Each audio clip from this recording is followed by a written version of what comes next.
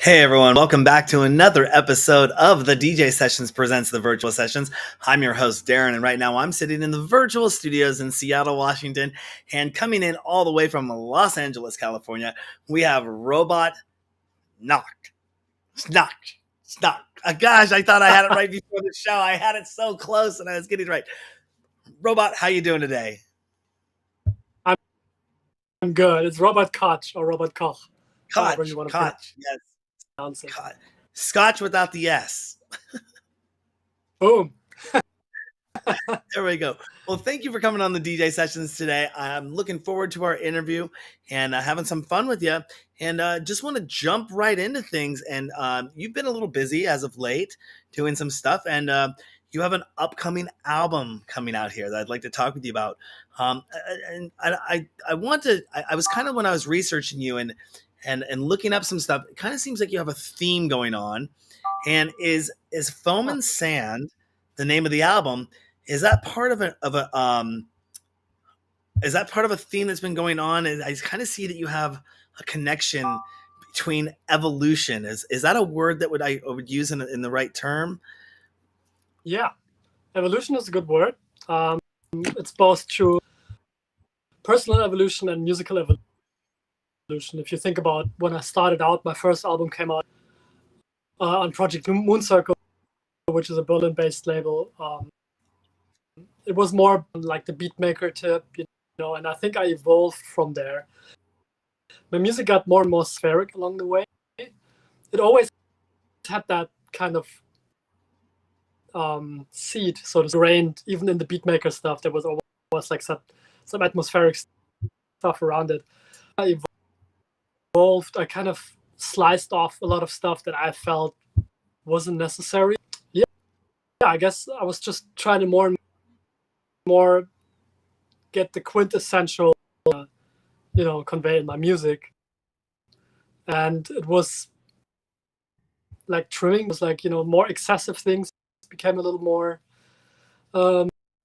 simplified. A lot of the mixing, I think we might talk about mixing and production later, but a lot of the mixing stuff, just going through the tracks and be like what is actually needed here, and just like try a few things, turn off things that aren't really adding. And so yeah, long story short, evolution. Also in terms of personal evolution, I came to Los Angeles 8 years ago, which was a big transformation, big pivotal moment in personal life. And I think the music always mirrors that, so yeah, definitely a theme. And now Foam and Sand, you've released actually your first track off of that, called Circle 28. Tell us the definition, tell us the meaning behind that track and why that one. Is that the first track on the album? Is it going to be a sequential release, or is this like, how does that fit with the release of the album? Yeah, sure. I mean, so they're all called circles. Just to rewind a little bit, although the album is also called Foam and Sand, it's sort of self-titled. Foam and Sand is my ambient. Koch was my main project. And then during the pandemic, I wasn't able to tour in my studio like we all were.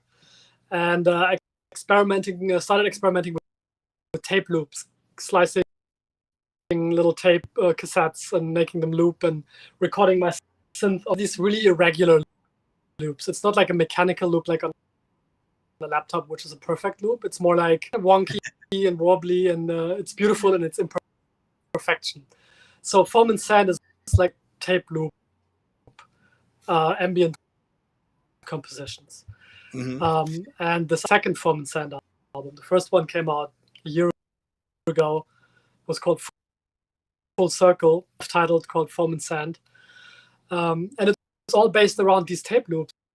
And that's why because they're essentially built around these loops. But then I would compose stuff.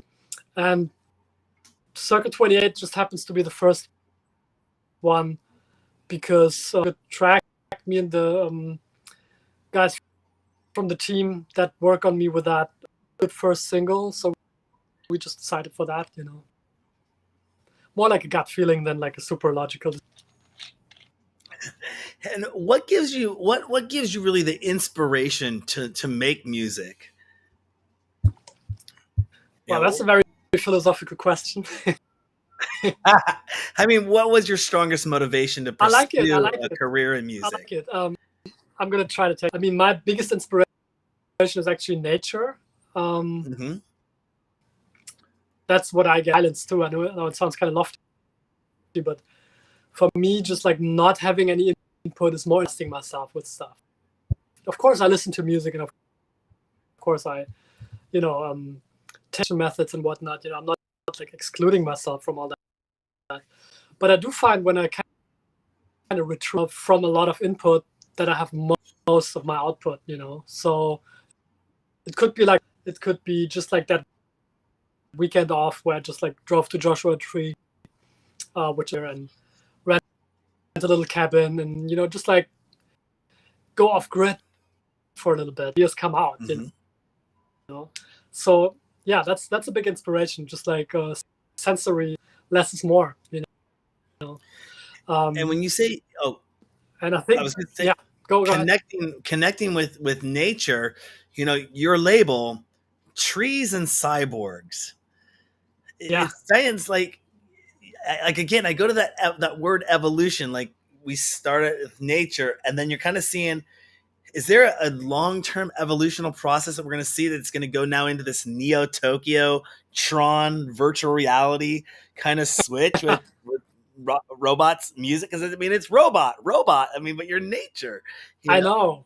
Yeah, yeah, just like a little because my real name is Robert Koch, and then I Yeah. was in this band like 15 years ago, and I had really sleeping, always working on music, and the singer, she nicknamed me Robot.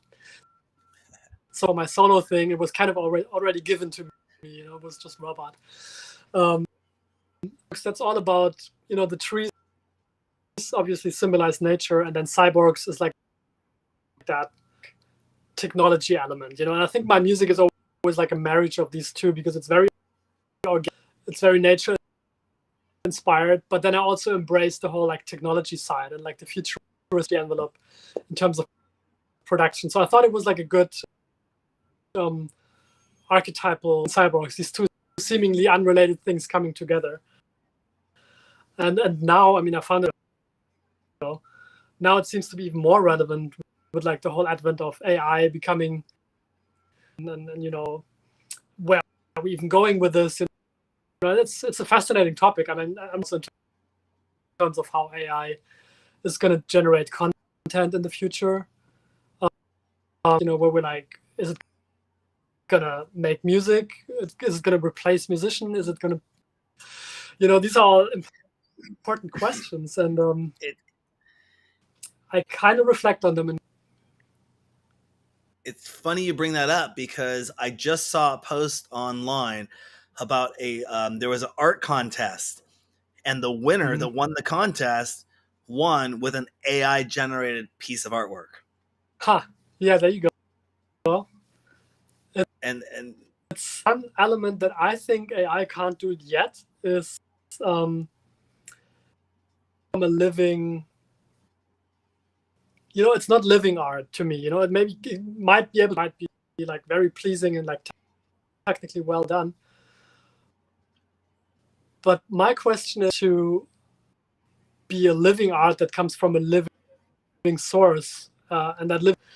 So can AI be inspired? It can only be fed with data. So that can be it's the data that's fed into it, and the algorithms and the codes and everything it's based on.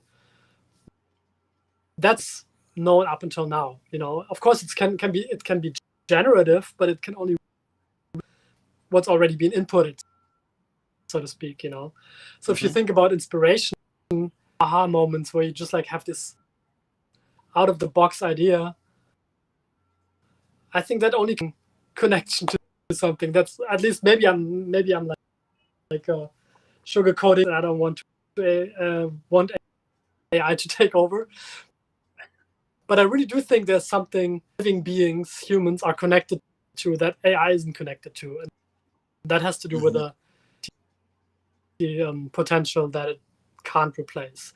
Also, it doesn't suffer. You know what I mean? Like a music being like a channeling of like a shitty time you're going. Like AI has a shitty time. Like how is it gonna like make a song that makes you cry? Experience that it had. It didn't have a real experience. You know, it can only mimic songs, and it can probably do that really well. But again, like where's like a genuine like from a human being? I don't think it can copy that. Mm-hmm. Now, did you come from a musical family? Was there Not at all. not at No, all? my Because I mom's mean, a you school started teacher. My playing the. dad's a businessman. I was going to say you started playing the drums at 6, and then the piano at 13. And I started on piano. I was a terrible student. My teacher told my mom, "You're wasting like the worst. It's not making any progress." And then when I was a teenager, I really wanted to play it good because I was excited about playing the drums, and I was, I guess, like a good drummer. And then I came back to the piano. So I was, in hindsight, I was glad my mom made me go because they're very valuable now in like my production and composition stuff. But yeah, piano. and we're going to talk about what your biggest break was as an artist. But before you got your biggest break, who had been your biggest influence when it comes to your career, and why? When you were a youth, who did you look up to as an artist? Like, I want to be like such and such, or I like listening to such and such. Who would be that one Yeah, biggest influence if you could choose? If you could choose one, I know that might be hard. it's really hard, man, because also my music taste is so eclectic. Earlier, right? So I actually started out just listening to whatever my mom listened to and stuff, like Stevie Wonder, Four Tops. That's what she was bumping in the house. My dad was something that was playing in the background on the radio, like not paying attention to it. So it was like the first, but then when I got excited about playing the drums, it was actually more like hardcore and all sorts of like extreme guitar music.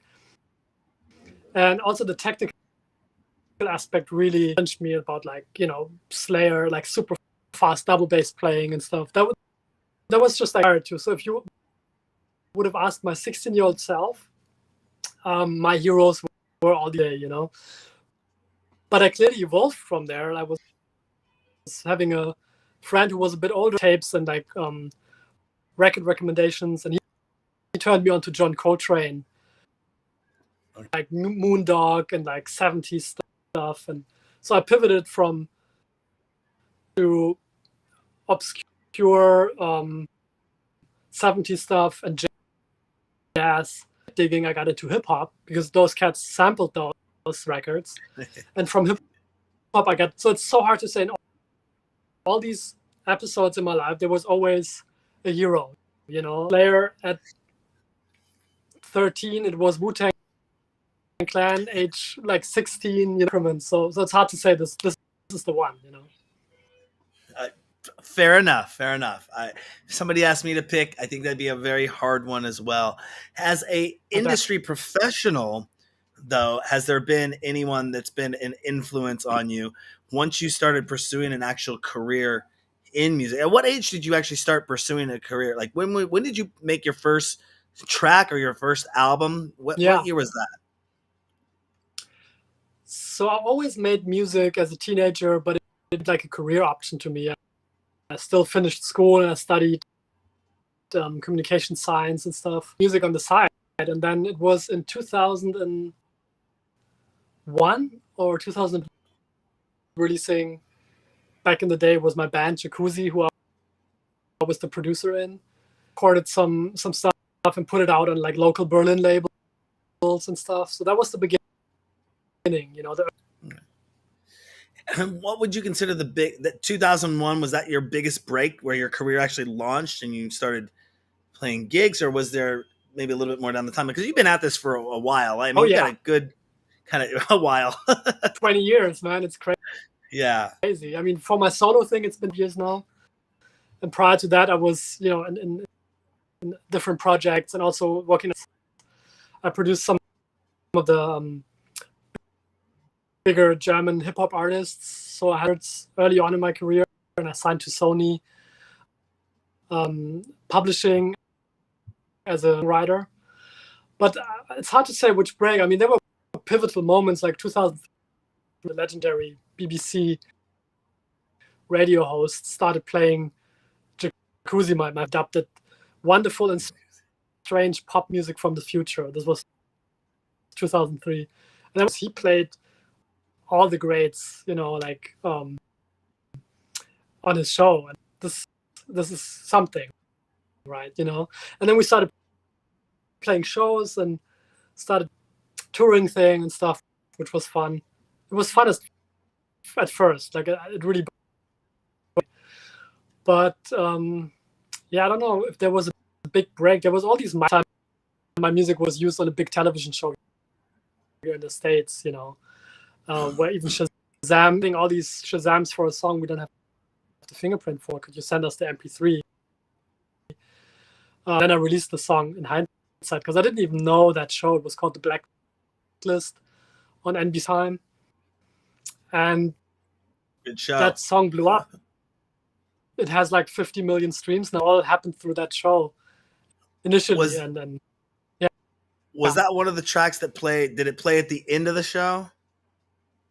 I think it was like an important part in the show that Okay. was playing like for 2 minutes over like a montage scene, which was like a maybe switch in the narrative or whatever.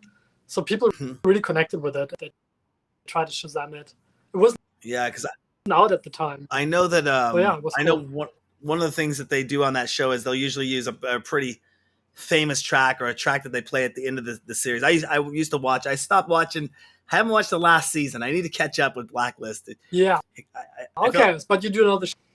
I know the show very well, very well. Nice. So that's awesome. Congratulations on that. Man. If you could take a look at your list of productions you've done so far, and I know you have a very extensive list of productions, which of those stands out the most to you and why? I would say the ones that I have a personal emotional connection to, It's like a song like album, The Other Side, which came out 10 years ago, or songs, whatever I feel, maybe anyone who makes music knows this. Sometimes like you're onto something, Oftentimes you're excited and it's cool and you don't know where it's going, but there's something you're like, oh, this is something here, I think I'm onto something. I actually always say music comes through me, it doesn't come from me. That's when I feel really connected, like something's just, I know that's coming from, So those are the standout ones for me, where I just like happening from wherever that is and put it into music, and there it is. People and has its life out there. Always exciting. Do you ever make music completely out of your own genre that never gets released? Like, is Robert back there producing hip hop tracks and they don't see the light of day? I do produce hip hop tracks. I just a couple of years ago produced for Oliver Tree. He's an artist on Atlantic Records. It's kind of indie hip hop, like cross. Produced a single for him, but that wouldn't be a Robert Koch track, because, but like you have to see, I'm an artist myself, as Robert Koch and Foam and Sand. The second for other artists, and that can be cross genre, whatever I like. Really, the thing is, I compose music for film and video games. So these are like three pillars, so to speak, that I stand on. But they all inform each other. Usually, like the center, all my production work finds me because of the artist stuff. Even back in the day, those hip hop artists years ago, they would sample my beats, and then at some point they'd be like, "Oh, can you just like sampling your snares or whatever, or finding loops in your music?" And with the films, due to the artist stuff that I released, that music supervisors or production ask me to come and join the project, So yeah, it's cool how that worked.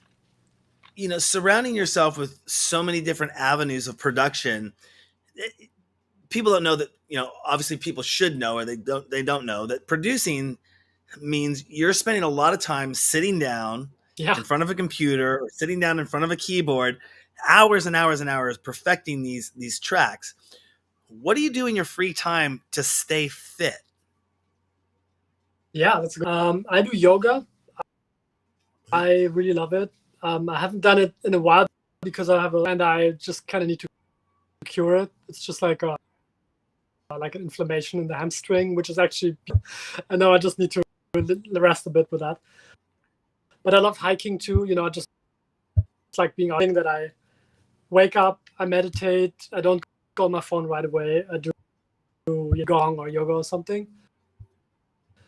And then I go down to the studio and work or take a break, get a coffee, meet somebody for lunch, whatever. Then I come back until dinner. And then I just go and hike or do something, So it's an hour of outdoor activity every day.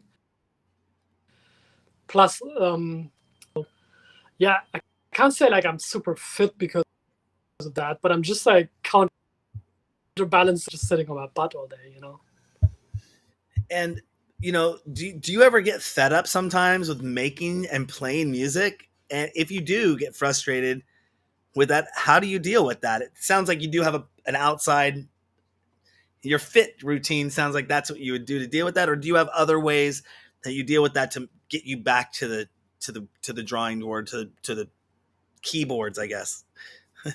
Yeah, I mean, taking breaks is really important.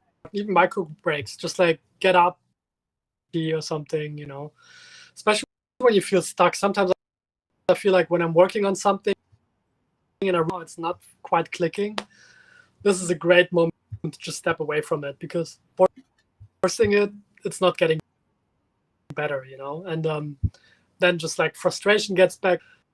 Yeah, that's just not a space to create from. I think really just taking breaks and like looking after yourself, even sometimes I go and get them, just like, to get some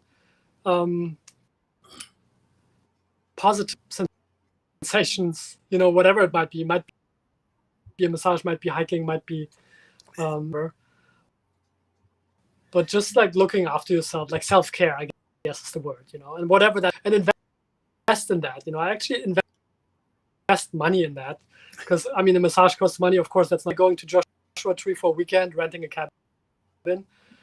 To me, that's an investment in myself, making music there. Maybe I'm just like literally stargazing and taking long hikes and stuff. I'm back so much more inspired because of that break, and that's why I see it as an investment, be money, rather than me trying to make something work that's just adding frustration anyway.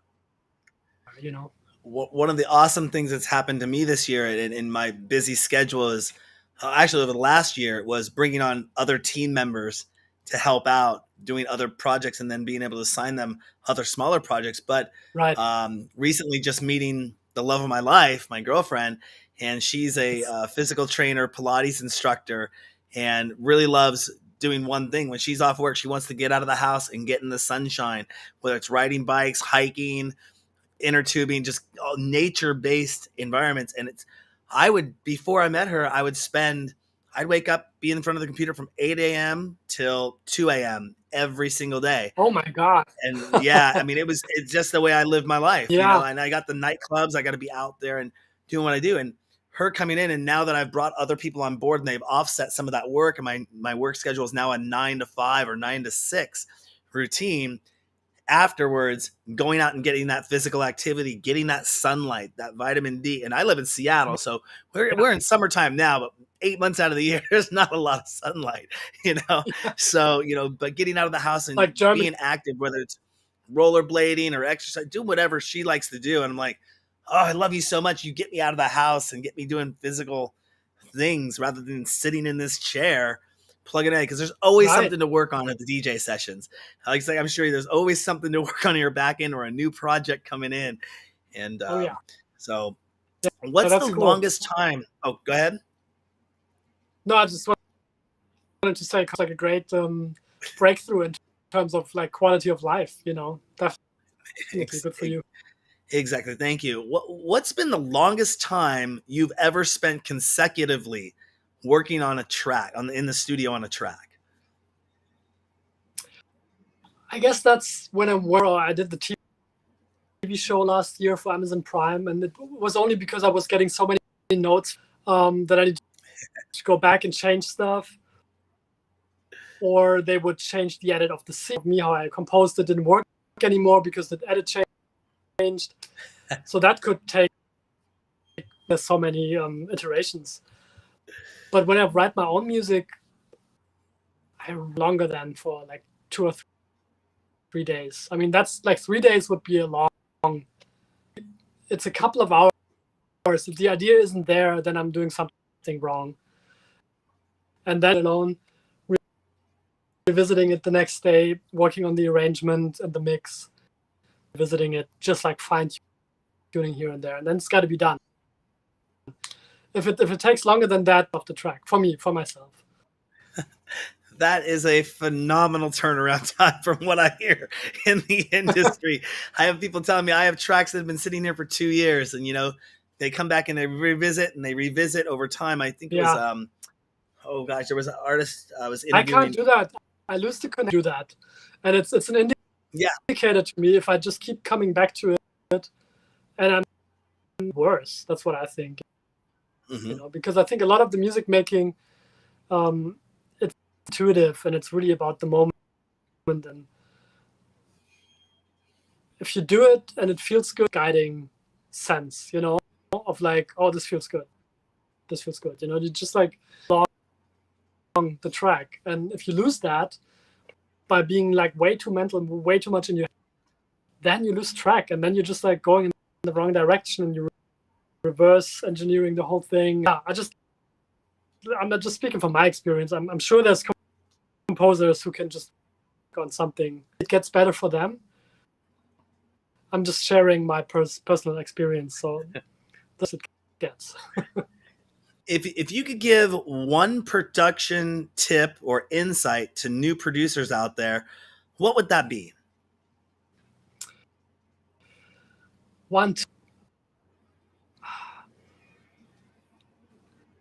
I love and I hate these questions. Be tangible, but I feel like it's never that simple. There's so many things. I'm just going to give a random one. I'm not going to say that's the one. But it's commitment. Commitment is key. And that can show up in different ways. Commitment can be like, make it a daily practice. Even if you're not making progress, just flex that muscle every day. Make sure you just like show up. It could also be, if I'm working with an analog synth and maybe I'm just like recording a jam minutes, just me like messing about with it. Then I go through the track and I find like one little, oh, this is a cool moment. I gotta commit to that right away. I don't care if like 3 minutes down, I'm zoning in on this one, And that's again commitment. And I actually work, so I resample a lot of stuff on tape, or I even record it right into Ableton, and then I delete the original track. So I rob myself of the undo function deliberately. Myself, do I really love that, what I'm just making? And if I do, I print it, work forward. That's why I work only 2 or 3 days on a song, because I make decisions all the time. If I don't love it, why is it even here? If I love it, okay, I'm going to fully commit to it, delete the original, print it with the effect I chose, and I keep going forward. So these are just like little things that I do. I was going to say, my next question is how much of a perfectionist are you? Because getting rid of the undo feature there, you're kind of locked and trapped. But I take it, wouldn't move on to that next step unless it is ready to go to that next step. Artist workflow. I wouldn't rob myself of the undo if I'm working on a film score. Actor comes back and he needs some changes. I need to have all the iterations and undos that I separate versions, etc. But I'm working on an artist track. I just made it a thing, and it's just freeing, And how much of a perfectionist I am, I would say I also don't believe in perfection. I think we can always just get very close to perfection there. So perfection is also a very subjective kind of benchmark. My sense of perfection is, am I happy with what I'm making? Mm-hmm. And that's what I'm saying. If I print it, so I just commit to it, and then that's perfect to me. Whether it could be 20% less, I don't care, because I loved it. It was like, and I ran with it, and I get to finish something, because what's the use of like working on finishing or releasing? I think that's something that a lot of artists, even like artists that I work with as a producer, they have great ideas, but they just never materialize it. It just stays on their hard drives as 15 of something, and then they show up again and make version 16, but it just like, what's the use of that? I'm just very practical, I guess. I think I'm more about what does it do? Like, what's the result? I want something tangible. Mm-hmm. And if knowing the next question is kind of a history or future question.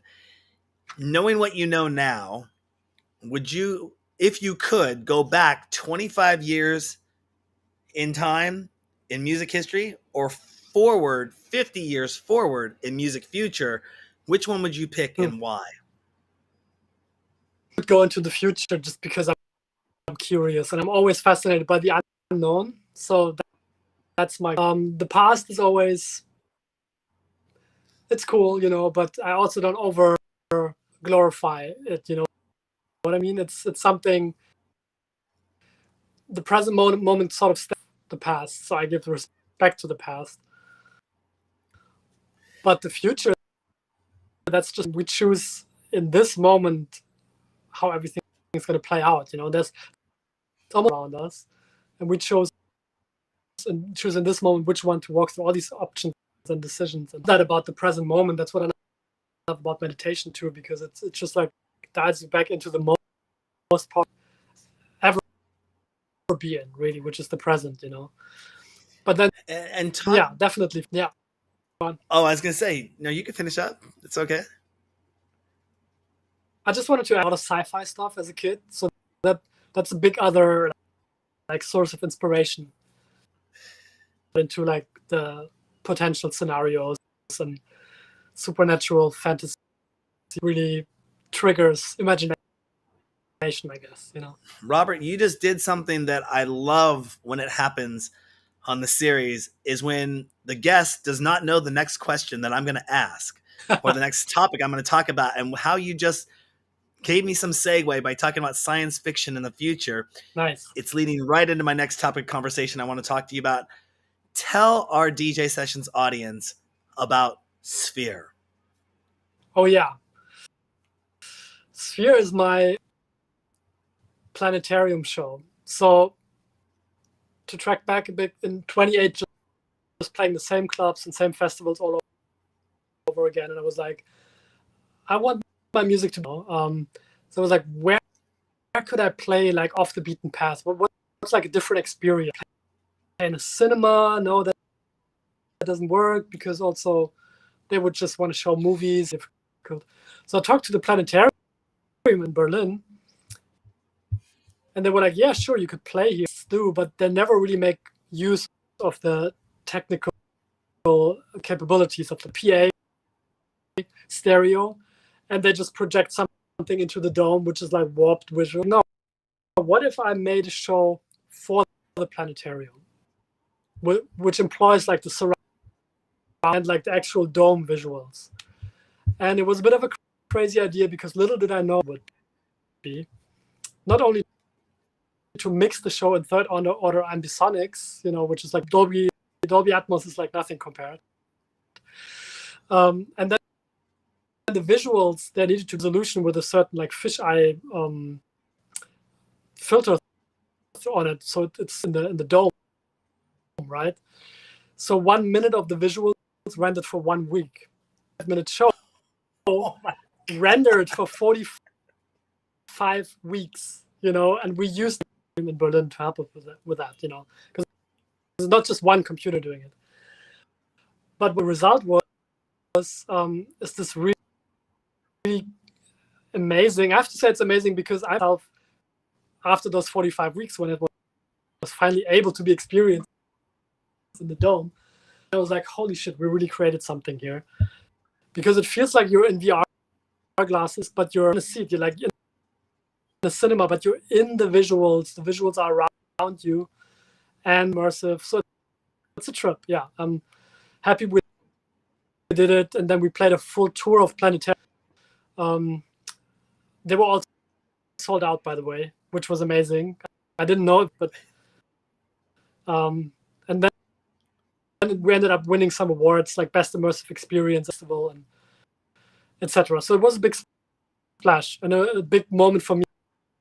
Is understand, just go out of my comfort zone of what I think I can do or what I have done a bit, then I can really create something that I didn't even know I wanted, until I made it. Yeah, we are huge fans of virtual reality and emerging technologies here at the DJ Sessions. We just launched our two versions of our nightclubs, our VR nightclubs in Alt Space. I just got off the phone call with the Web3 team that's putting some awesome stuff together, and they just showed me another world that we're going to be talking to, and they're taking us into their world. All these things, though, it's so interesting. Like you say, for me to hear the word 45 weeks to render, I just cringe. I mean, from a video production standpoint, I'm like, gosh, if it takes and I'm just throwing some graphics on stuff, but I remember back in the day when I was making my first movies in college, and I wanted to take my first short film that was like 10 and a half minutes long, and I wanted to just convert it to black and white, and I'd have to hit that button. And luckily, I talked to the computer lab, and it had to render for a week to render that whole movie out. Yeah. And we were scared that if somebody went in the computer lab and they turned off the computers, my render wouldn't have finalized. And I'm like, no, my whole project, and we have to start it all over again. Because I didn't have the $5,000-$6,000 to buy a G3 Mac at the time. I think we were using Final Cut Pro 2, but that was just basic black and white. Now you click a button, it's black and white, and there's no rendering needed pretty much. It's done on the fly or done in the background. But wow, 45 weeks, and that's awesome. I would have loved to have seen that. Has that project transcended into any talks about doing something in virtual reality, like making a virtual planetarium or a virtual sphere almost that somebody could immerse themselves in? Are you allowed to talk about it? I don't want to have you break any NDAs or anything. Actually, so I mean, the pandemic kind of came in between, because what happened is I was invited by Facebook, who own Oculus, to do a talk about. I heard about it, and they have this speaker series, like their own internal like TED Talk, where they invite people stories to share with their creative team. So I was invited up there to give a talk about Sphere, and after that, who are on the same campus, so to speak.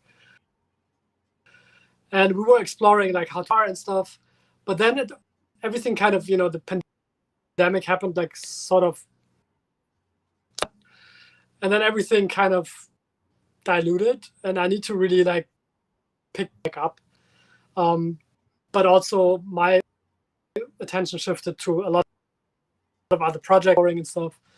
So yeah, there were talks about that, but it's really an effort to get back on track and be like, are we gonna do this? And it's on my agenda. So busy and distracted with other projects that it hasn't materialized yet, but it's definitely on the too. Awesome. I'll be looking forward to following you and making sure that we stay in touch to get you back on the series and talk to you about that, because like I said, I see VR. If you watch the progression over time, and of course we started in probably growing up in an analog kind of world in music production, and then seeing it go into the digital world, and then the advent of websites coming out, and then we saw social media come into place, with technology changing all the time. This will lead right into my next question, by the way. But then now we're seeing the VR and what you're doing with 360 immersive experiences, but now augmented reality. We're on the precipice of that just being released commercially into the market, with Meta coming out with Project Aria and the talk of the the Apple eyeglass, if that's what it's going to be called. We know Mm-hmm. Google and Sony and Microsoft are probably all working on stuff too that they haven't talked about or releasing. And then just the evolution of the headsets, of the Oculus headsets that you mentioned. I picked up an Oculus headset last Yeah. year, in April of last year, and within owning it for 2 days, I went and bought my mom and dad one and said, "You got to get this." My Yeah. mom's like, "I don't play video games." I'm like, "Mom, it's not a video game," you know. But yeah, it's awesome. And then over that course of the next few months, I talked about how do we take the DJ sessions and get people into a 3D experience, because it's been such a 2D, almost television world experience. And I'm excited for when AR comes out, and I don't think we're going to have computer screens or TVs in the home anymore. You're just going to put on a light pair of glasses, or you're going to have our contacts in and pop up our big screen TV, or go out to a park or a playground. And I could be Right. watching Under the Star. I could go to Joshua Tree and be mapping out in a planetarium. So all the constellations are popped up right there in AR with an overlay like that. Yeah. And having that kind of experience, I think it's just going to be huge. So congrats on that experiment, or I wouldn't say experience, and hopefully that. Well, it was both. It was an experiment that turned into an experience. Well, maybe you could talk to the Meta team over there and see if you can use their server farm and not take 45 weeks next time. I know, Maybe right? you can do like 45 days or something. Totally. But Yeah. speaking of technology, though, technology does move fast in the electronic music production DJ land. Mm-hmm. If you could think of something that's Yeah. not on the market today, but in your vision would be really amazing to have out there, what would that be? I love randomization a lot. EST has a randomize button, and it just randomizes sounds and units, just because it gives me ideas that I wouldn't maybe necessarily have looked for myself, something that I didn't know I was looking for, essentially. So if that could be maybe global, that everything is connected, like my whole studio would be connected to what, maybe even like the analog synth and stuff. And there could be some, I don't know, just like dials up different settings on all these things, so you just like have, because I think a lot of the times my music consists of happy accidents. I know what I'm doing on the synth, and then it's doing this thing, and I'm like, oh, this is actually cool. Then I record that, slow it down, it's like, oh, what is this? So it's almost like a kid in a candy store, just like boring, or like a deep space explorer, just like he doesn't know what he's in for, or like some with a submarine or something, like seeing all these crazy creatures. I would love more exploratory way, So if there's any technology that would facilitate that even more, that'd be cool. I don't know what that would be, but like I feel somehow. Do you work with stems by any chance? Yeah, projects when I'm done with them. Yeah. Yeah. Is there a button that you can hit to randomize and switch the stem tracks around to get a whole different remix on that? I barely know anything about that technology. I just remember a acquaintance of mine up here in Seattle he built an app. The producers would submit their stems in the app, and then the people would go into the app and make their own tracks, and then they'd rate and like let people win, contest or prizes in the app that they would then send back to the artist and say, hey, this is the stems that won with the most votes on it. And the artist would use that and release that as their track, which I thought was kind of interesting, kind of user-generated random. You're talking about that kind of randomness there. Yeah, I like that. I didn't know about that app, but that's a cool I'm not sure if idea for sure. I'm not sure where it's at right now, but it was a really awesome concept about 5-6 years ago.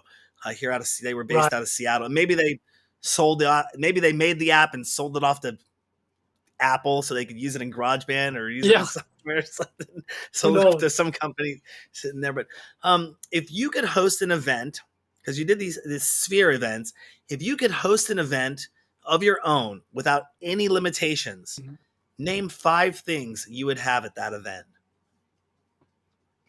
Okay, I would have like a very big immersive sound system.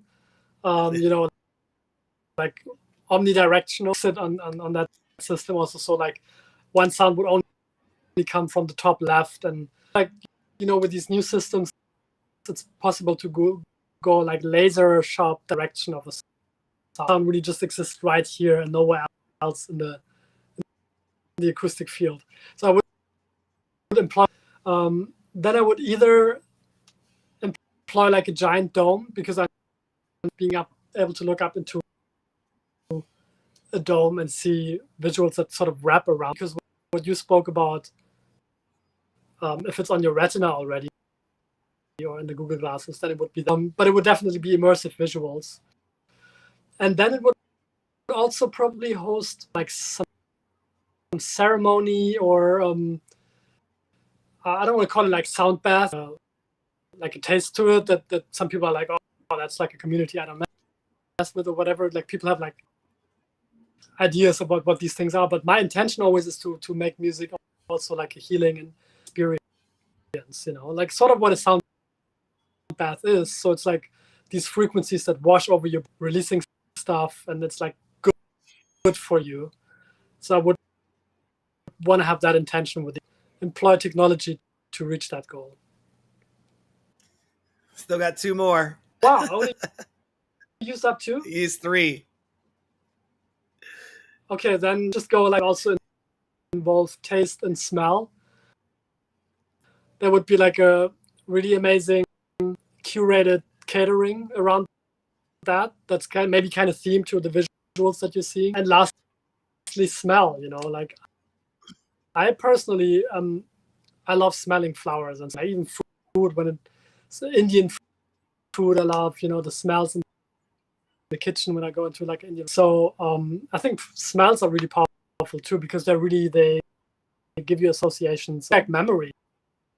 For example, I lived in New York many years ago for a couple of months of a specific, I don't know if it was like a laundry detergent or something. It wasn't like, but whenever I smell that kind of like cleaning chemical, I'm like right back in that apartment. And I love that about smell, like it gets you right back there. Sound can work that way too, but be like immediate about smell. So I would employ these 2 sensory.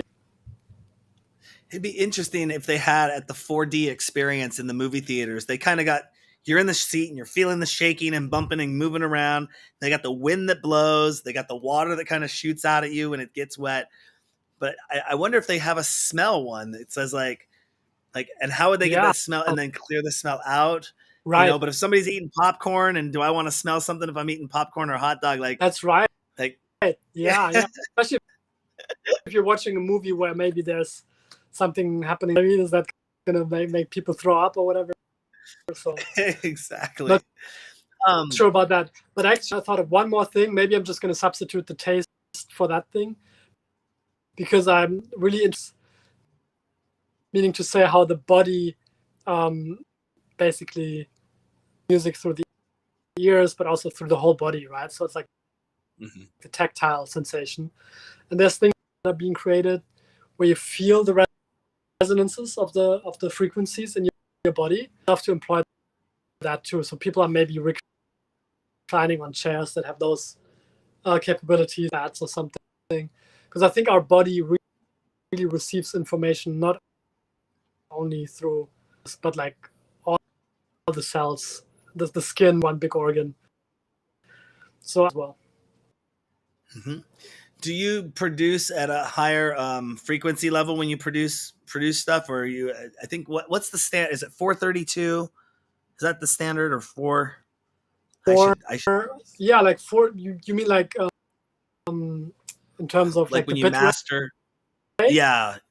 I usually do like 24-bit, but I can also do like 30. People also like to work in 96 kilohertz or whatever, which I don't hear the difference myself. I tried it, and I'm like, if I go 44, I'm sure there's something very scientific and geeky that will tell you, oh, it's the bit depth and resolution and whatnot.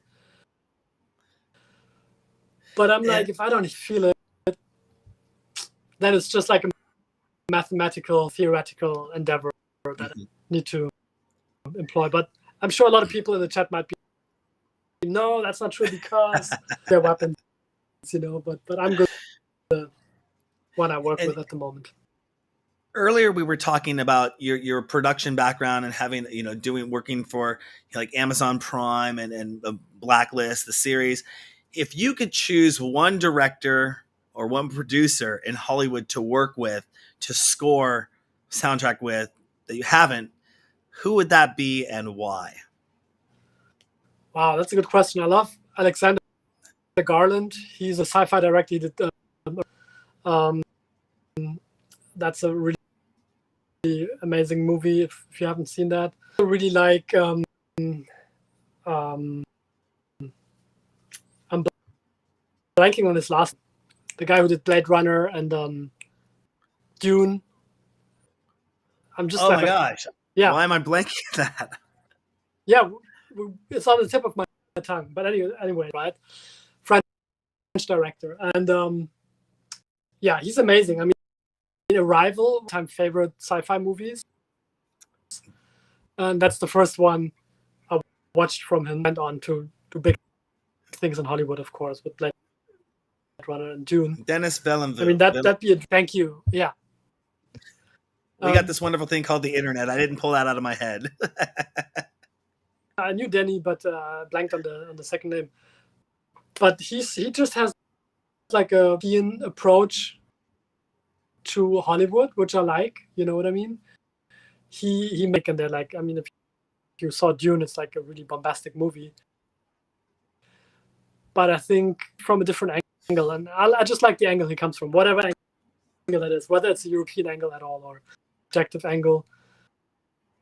But I love the filmmaking and work with just because of the topics and the way he tells the stories visually and I think I just saw, obviously they put Dune 2 into production, and I think the next time I go see it, I am going to go see it in IMAX or at the best yeah, theater I can go see it in with the best sound system. There was something I was reading about maybe a couple of years ago, and how they were talking about how the production, the audio quality gets mixed down, that these movies get created with almost an IMAX or Dolby Atmos or 7.1 right. surround sound. But then by the time they get them to your TV, it's been so bounced down that it's just stereo audio left and right, and you're just missing Right. the entire experience of what you should be feeling there. It's all squished down into this left-right channel. Or if you're watching It's on a pair of bad. I mean, headsets, it's a left-right experience. And it'd be interesting one day when yeah, we get a surround sound kind of headset system that will be able to know this is forward sound and this is left right and this is rear sound and this is above sound. And maybe the next Meta probably already has that built in their 10 years out in their versions of headsets, of having a surround sound capability of being, when you look yeah. and move around, you're going to turn. And they kind of do that now. You turn to left and it gets a little louder over here. You got spatial audio, Oh yeah. but You also have algorithms that simulate Dolby Atmos on okay. headphones. I mixed my last album in Dolby Atmos, for example. And if you're on Apple Music, which supports it, Deezer, Spotify doesn't. So if you're on Apple Music, you listen to my last record, Atmos mix, which does all that. Awesome. But it's like an Awesome. algorithmical, actual Dolby Atmos, but it like simulates that. It's good enough, but like you're saying, future that's all going to get better and more sophisticated. So Mm-hmm. that's going to be exciting. Mm-hmm. And watching Netflix, a lot of people just watch it on their laptop or whatever, which is so sad. If you watch a show like Ozark, which I love the soundtrack of, Yeah. there's a lot of low end stuff. You almost don't hear the music if you watch it on your laptop. So I always watch it hooked up to like a good sound quality headphones, because it has so much depth to it, which really adds to the scene. I'm just the audiophile, can't help it.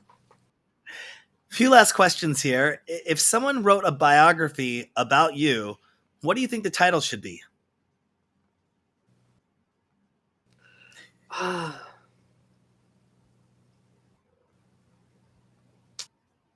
I don't know. Honestly, I don't know, because somebody else would write that, and I wouldn't want to choose. That came up because one of my favorite records is "The Love Supreme" by John Coltrane. I want to steal that word from him, but I think it's a great headline for my life because it's also a love to music and just like the excitement and the love to the things that I do. That it's always been very intuitive. I really listen to my gut too. I try to. I've not been conditioned to grow up in Western society all about like facts and logic and left brain, and I'm realizing that I love from that. But I'm not really answering your question. I'm just like Yes, you are. You are. Yeah. It's a very The answer open-ended is I don't question. You know. can answer it. There's no wrong answer to it. Yeah. Well, the answer is I don't know. The Love I don't know. Supreme is a good title. Awesome. And if there is anything else you want to let our DJ Sessions fans know about, what would you? Anything you want to share with them? Anything we left off the table or didn't get to? Covered a lot, actually. Yeah. I wouldn't know where. I mean, there's a lot of them, but yeah, I would just invite people into my sound universe by exploring. Like join me on Instagram or using Apple Music. You can just dive in there. I'm always happy to welcome people who work to dive a little deeper, and get familiar with it. And also just like drop me a DM if you're watching this and you have some comments or whatever. I promise I'll answer to everything, but I'm actually making an effort to answer quite a contact submissions on my website too and stuff, just because I like to hear from people, and loved when I reached out to artists when I was, further down my career ladder, and they bothered writing back. So I really make an effort doing that myself too. Awesome. And where can people find out the most information about you? To stay up to date with everything you have going on? Where's the best place to have them go to? I mean, if you want to join my newsletter, that's definitely a good place on my website. Rob has a newsletter you can sign up to. But also, if you just like want to check in on Instagram, so these are two good. And that's the Instagram right there. Spots. And robot knocked. Koch, like I tried Koch. Scotch without the. Koch. Or if you say it in German, it's Koch. Jalapeno, like this. Koch. That sound, yeah. One last question I have. Go ahead. No, I was just gonna say it's a tricky name for English speakers anyway. And I just was reminded. I was just reminded that. Thank you. Are you going to be at ADE this year? No, I'm not. I was there. The one before. I'm not going to be this year though. 2018, from what I don't think they did. Well, 19, I think was the last one. Yeah, that's the one I went to. Like the last. Awesome. One before the pandemic. We're looking forward to going there. First time going there. Oh yeah, good. Enjoy, man. And it's a really fun one. Gonna be some fun stuff. Also, Amsterdam's a cool. Yeah, we'll definitely be following you and staying in touch with you with everything you have coming up. Follow the Instagram, go to his website, sign up for the newsletter, everything that Robert has going on. He's got it going. He has a lot coming out, especially check out that latest first track release, Circle 28, off the Foam and Sand upcoming album. Robert, thank you so much for coming on the DJ Sessions today. Thank you. It was a pleasure. You're welcome. Absolutely. On that note, don't forget to go to our website, thedjsessions.com. Find us on TikTok, Instagram, Facebook, or Meta. We're Twitter. Yeah, that other one. We're everywhere. We're out there on the web. You can even find us on Roku, Amazon, Google Play, and soon to be Apple TV. Check out our VR nightclubs. But all that information, 600 news stories a month, live interviews just like this, exclusive mixes, and more at thedjsessions.com. I'm Darren, and that's Robert Notch, like Scotch. Did I get it right finally? No. You get a free pass to just like remix my name each time. It's all good. Oh, that's I'll have to go in and I'll go use. I know some audio tricks. I'll go see if I can fix it. But no, we like to leave everything live and candid here on the Raw, DJ unedited. sessions. Yeah, Robert, man. thank you again for coming on the series. We really appreciate it, and we'll see you next time. For having me. Have a good night. You too. Thank you.